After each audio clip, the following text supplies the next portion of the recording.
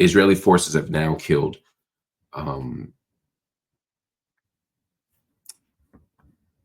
is the number 40? Let me check my number. 46,006 people.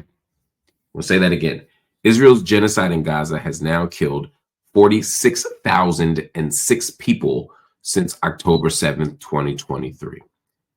The genocide in Gaza has also wounded 109,378 people since October 7th, 2023. Just for context, at least 1,139 people were killed in Israel during the Hamas-led attacks on October 7th. And a couple hundred people were taken captive as well. Don't want to ignore that, because those people's lives matter just as much. Those people's lives are just as valuable. And I always oppose the kidnapping or the capture of civilians. But 46,006 Palestinians have been killed in Gaza since October 7th.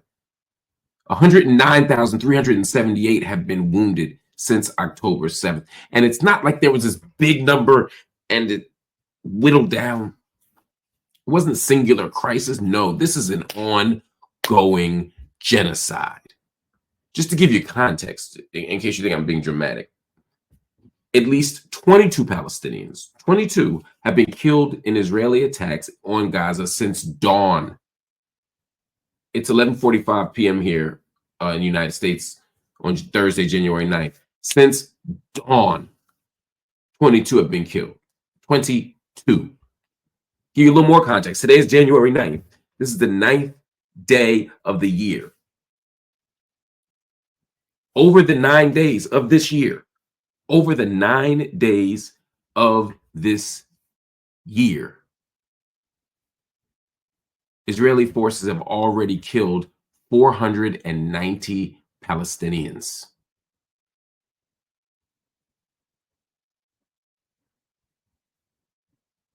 In the first 9 days. Come on, what are we talking about? What are we talking about?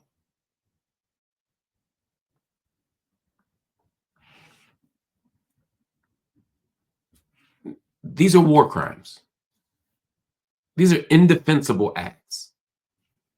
At some point, we have to stop talking about this in any other way than as a human atrocity, as a war crime, as a crime against humanity. We have to talk about it this way.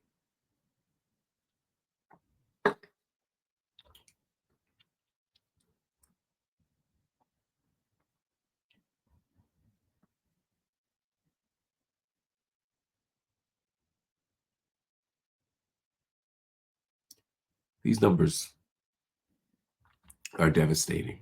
And I want to remind you all, particularly those who are just starting to watch me, that when we talk about 46,000 people dead in Palestine or in Gaza since October 7th, those numbers aren't real. Those are conservative numbers.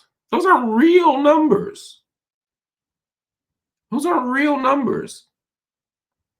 There's easily another 10, 20, maybe even 30,000 people under the rubble. They just haven't gotten an official count. There may be another 100,000 people who've been killed already. It just depends on how you count. Look at the Lancet study. They break it down. Now there are studies and people who argue that the numbers are dramatically lower, that the Palestinian Health Ministry, that the Gazan Health Ministry inflates things. History shows they don't. Historically, the Gazan Health Ministry numbers have withstood international scrutiny. They've stood very similar to the numbers that come from the UN, numbers that come from other international bodies. They're usually within a couple percentage points of everyone else's number, sometimes higher, sometimes lower, but they're always in the mix. So to be clear, there is no reason to believe the Gazan Health Ministry is wrong. No reason to believe it.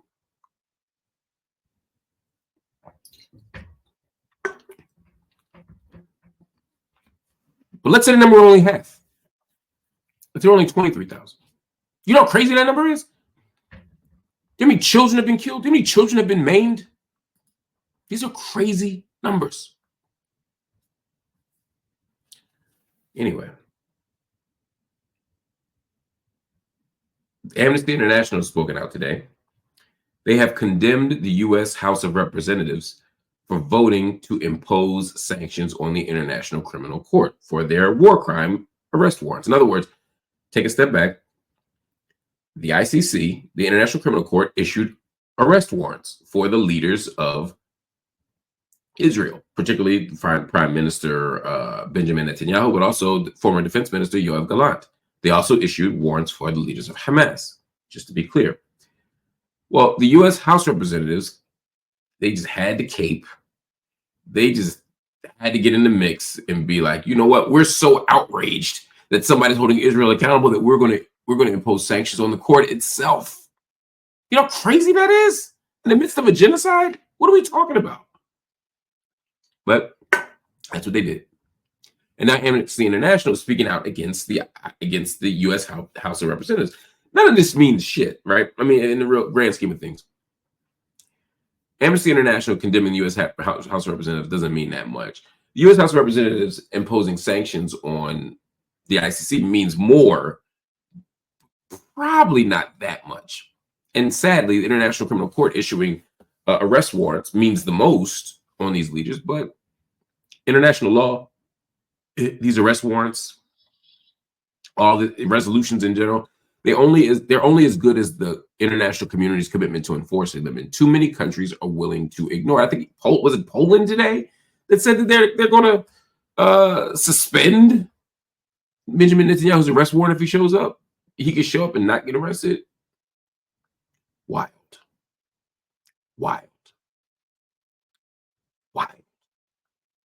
So just want to have that there for context as well. Anyway, a spokesperson for the Palestinian Authority says that 247 resistance fighters, this is according to Al Jazeera, 247 resistance fighters have been arrested in the West Bank, inside of specifically Jenin refugee camp. 247. This is important for you all to hear. There's a genocide taking place in Gaza. We have to pay considerable attention to it, but we can't isolate it. Palestinians are catching hell everywhere. They're not just catching hell in Gaza. They're catching hell in the Dafa as well. They're catching hell in the West Bank. They're catching hell there too. They're getting arrested. They're getting pogromed. They're getting their homes destroyed. They're getting air raided. All the things. They're having crops destroyed. I mean, everything that you think isn't happening actually is. Let's be mindful of that. So let's continue to talk about what's happening in Gaza, but let's not ignore what's happening to the Palestinians everywhere.